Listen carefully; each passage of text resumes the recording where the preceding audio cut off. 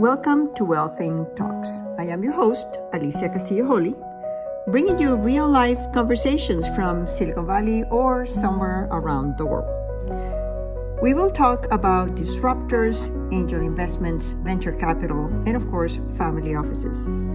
Join me along with my children, their families, friends, disruptors, and investors as we explore the fascinating world of creating wealth in a completely different and authentic way.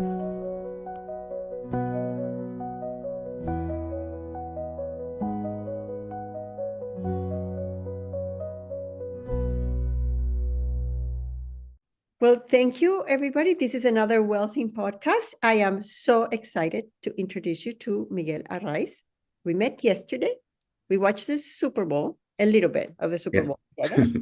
And he's here on a very interesting mission.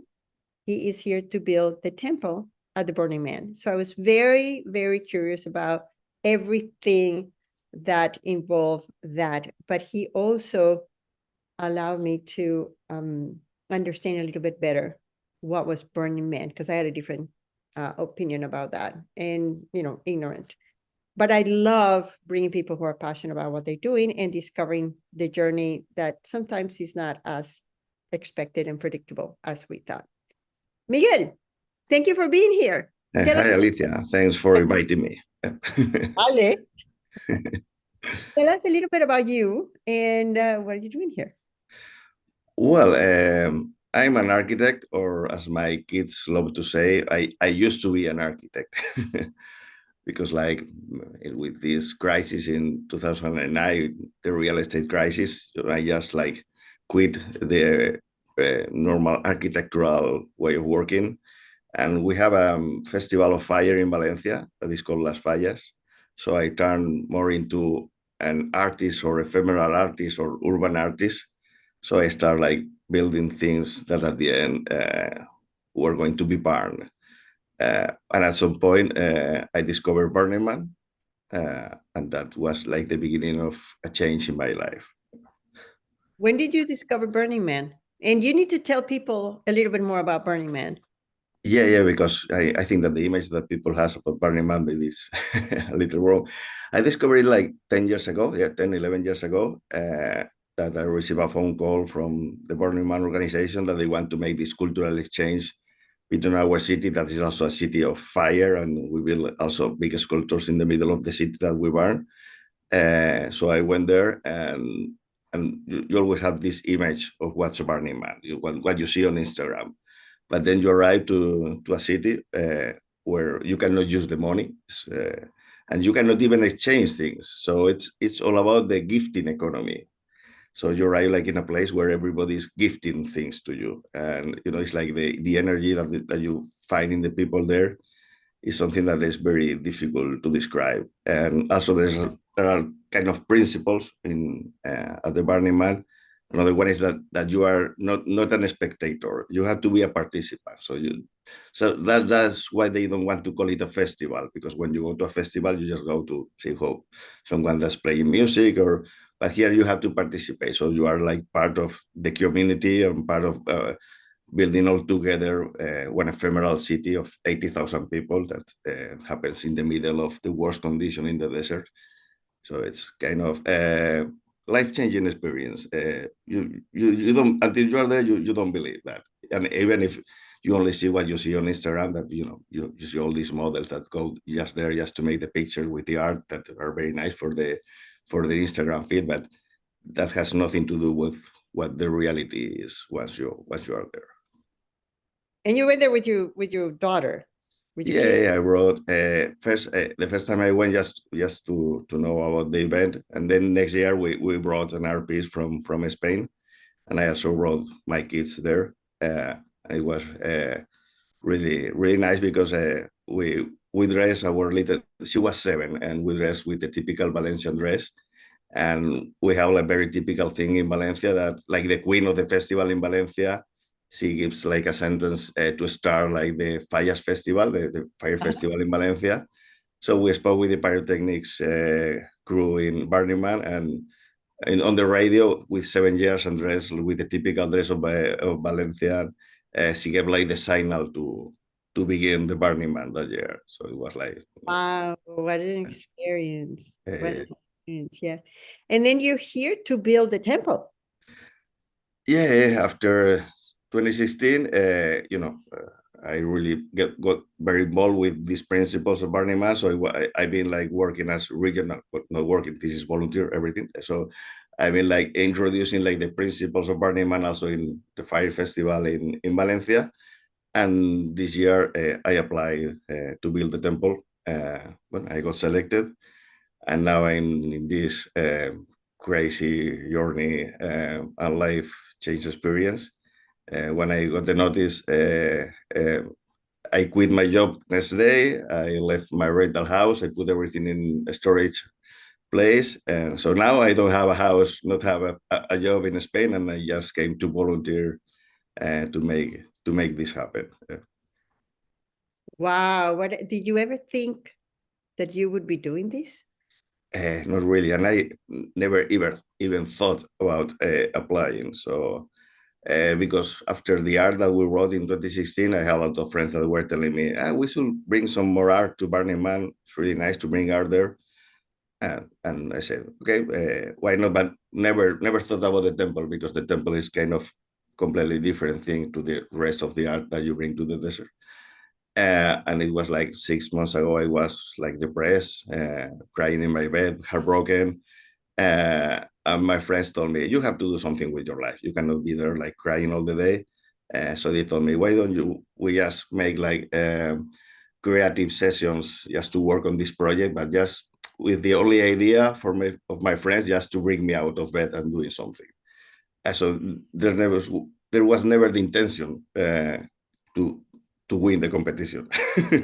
Wow. But suddenly it happened. So now it's like 6 months ago, I was crying in my bed, and now I'm here in San Francisco trying to organize this huge project that I have to get to involve like 300, 400 volunteers, because you have to build everything with volunteers, to find a place for building, to coordinate everybody, then to build like a camp in the desert for 1 month and bring there 200 people to build everything. So yeah, well, quite a challenge. You don't have time to get depressed when you have so much work. Yeah, no, that's been perfect for me. I'm aware that when you're depressed, things don't change that quick, but it has helped me a lot just to be involved in this project, just to go from my emotional situation from 6 months ago.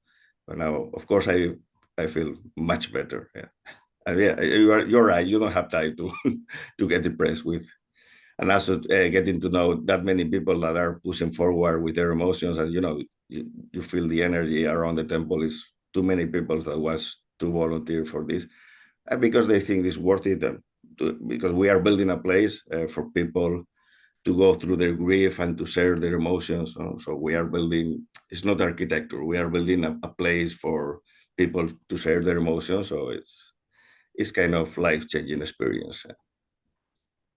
Wow. I've never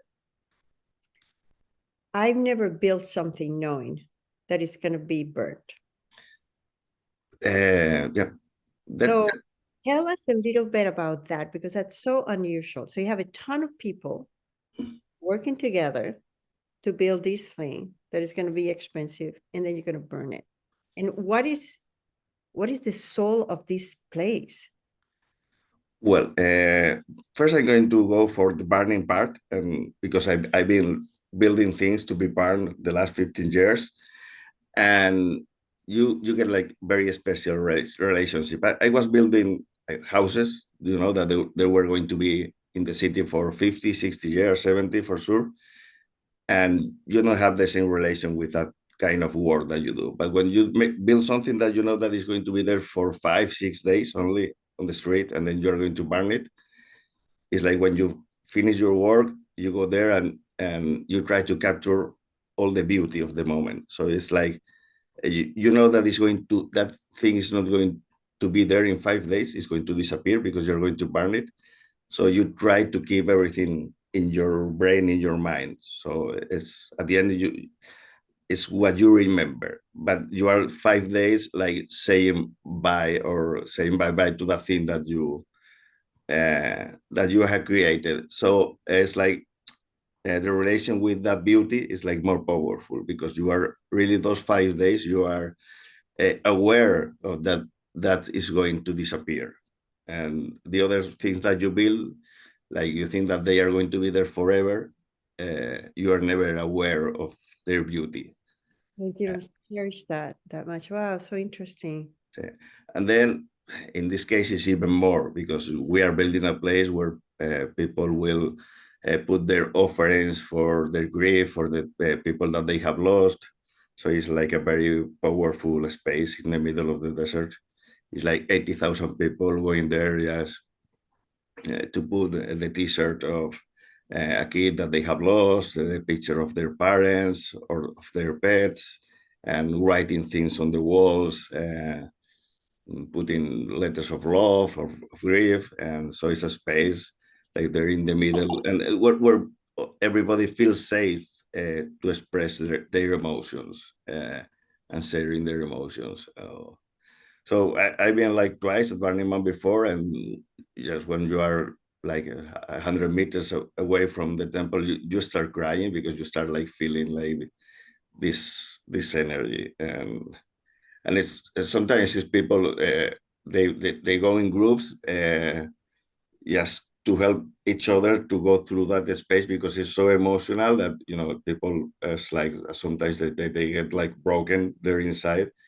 uh, so but at the end it's a space where we don't hide our emotions because I think that we are very used to hide and to always say how are you, and the answer is I'm okay. But maybe that's not the answer always. Yeah. Yeah, and it's good not to be okay, and it's good to go through the grief, and it's good to learn from the things that are happening to you. And I think that we need those spaces where we can share our emotions with other humans. Yeah, that's so important. And then you connect at a completely different level. Yeah, Yeah. and especially in a space with Burning Man that you are like 9 days there around creativity, around human contact, around a place where you are gifting all the time. And then, it's not that you go one moment just to have the grief or to share your emotions. You are in a context during the whole week that makes like the human interaction are like more powerful. So then when you go there to the temple, it's even more powerful. And then you can imagine this art piece is the one that closes the event. It's the last thing that we burn in the desert. So it's the last day. So it's like, and Saturdays, they burn the burning man, and it's with music, with pyrotechnics and a lot of lasers and people dancing. And then the last day is like, suddenly it's like 80,000 people gathering around the temple in complete silence, and we burn the temple without pyrotechnics, without music, everybody sitting in the desert in silence, 80,000 people, and like 80,000 people start crying. It's like, so like, it's like very emotional moment. Wow. And everything is gifted and everything is about a community. And wow, that's I don't think there's any place like that. Uh, well, no, too many people doing something like that at the same moment. No, the truth is that Burning Man is not only what happens in Black Rock City in Nevada. It's like these principles. There are like more than 70 events around the world that are not Burning Man events, but that follow Burning Man principles. And they also have like a huge community of regional contacts all over the world. So it's not something that, it's not what people think, oh, festival for doing a party. No, it's much more than that.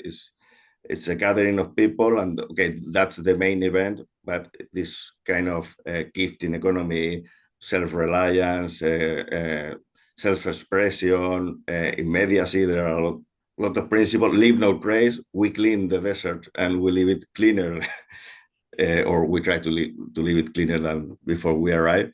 It's something that they are also trying to spread all over the world, and I think it's beautiful. Yeah, I think that's very beautiful. Thank you for sharing that. It's so different than what I imagine.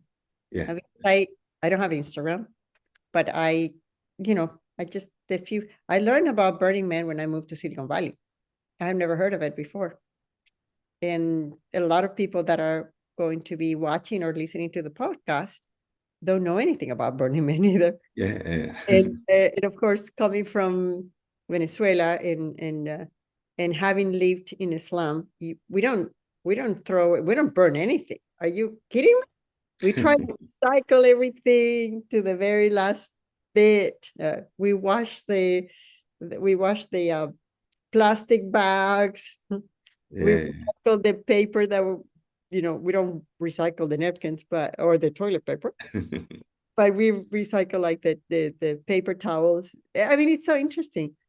So I had a completely different view, and that's why I was so fascinating to listening to you yesterday. And then it makes me wonder, one of the things that we do here is we talk about what are the lessons learned. What is the lesson, or the two, or the three? Don't use more than three. No. That you wish you had known, that you tell yourself from when you were growing up, when you were growing up. What are the things that you learned that you wish you had known? That's not an easy question. That's um, what I learned most from, especially from Burning Man, is that when we are there, we are always saying, "Oh, when we go back to the default world, it's going to be hard." But at some points,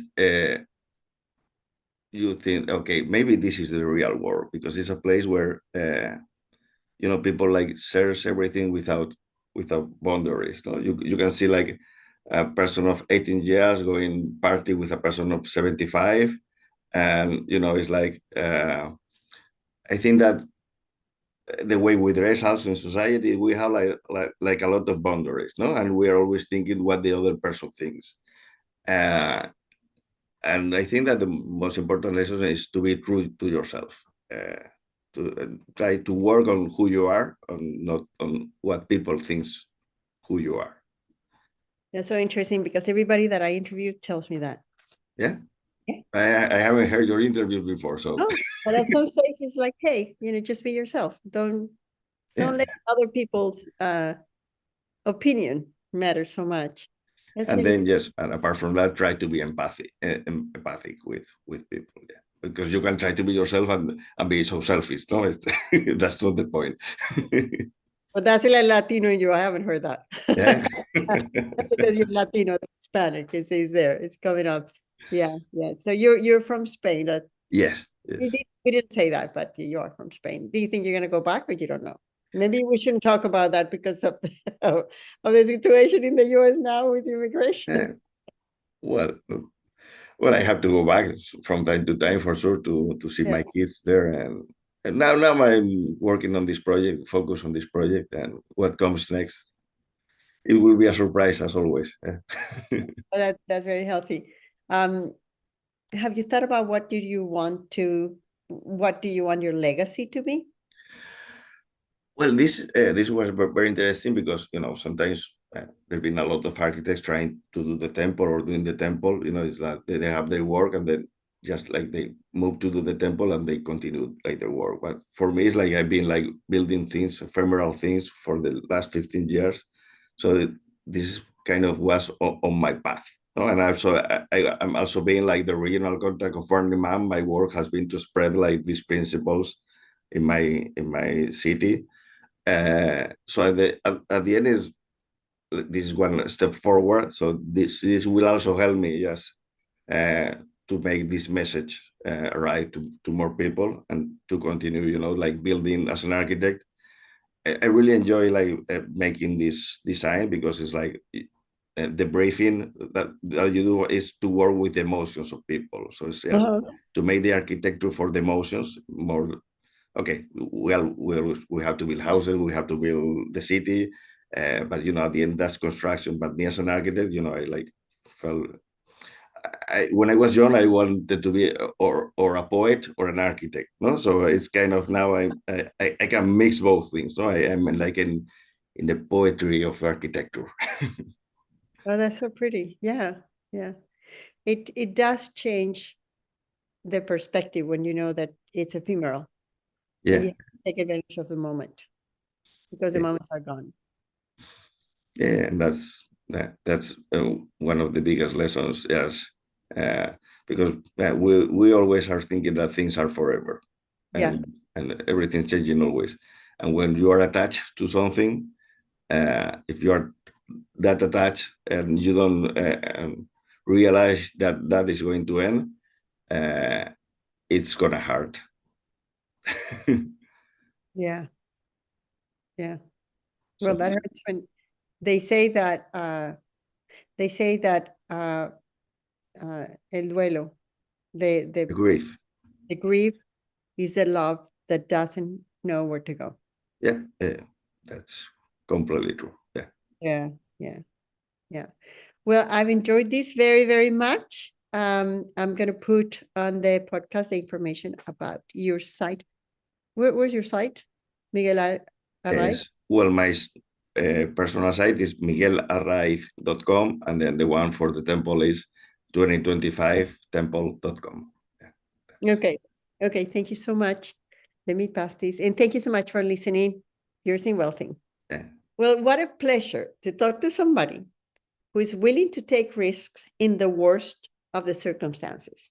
And to me, I think often who we are when we're not here in time and space, but also, challenges, sadness, grief, it doesn't define us. And sometimes we need that space to be comfortable with that. In the area where I work in venture capital and innovation and in angel investing, we always say, yeah, we're going to assume risk and we can fail and, you fail forward. But no, if when you fail, when you make a mistake, you need to recognize that. But you've also had to recognize that there has to be a time to grieve, to sort of be kind to yourself, to nurture you.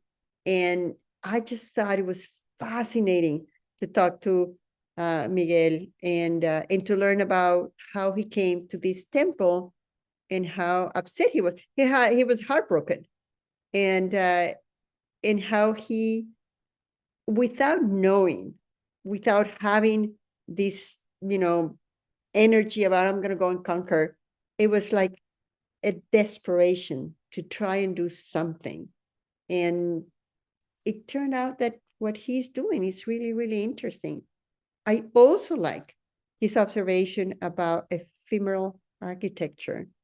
And I like growing my food. And I know that you have to take care of the plant, and the plant nurtures you because you nurture the plant. But that concept of building something to burn it, to destroy it, and just go through the process of building something that is beautiful and hold that is so precious. And I wish all the founders would find the time to just go and experience the pleasure of building something for the pure pleasure of building. So I hope you enjoyed this episode. And the lesson is not to take things for granted. Yours in Wealthy, Alicia Castillo-Holly. Thanks for tuning in to our Wealthing Talks. I hope you've enjoyed this conversation. To stay connected, visit us at wealthing.com. This is Alicia Castillo-Holly, your host, and until next time, yours in Wealthing.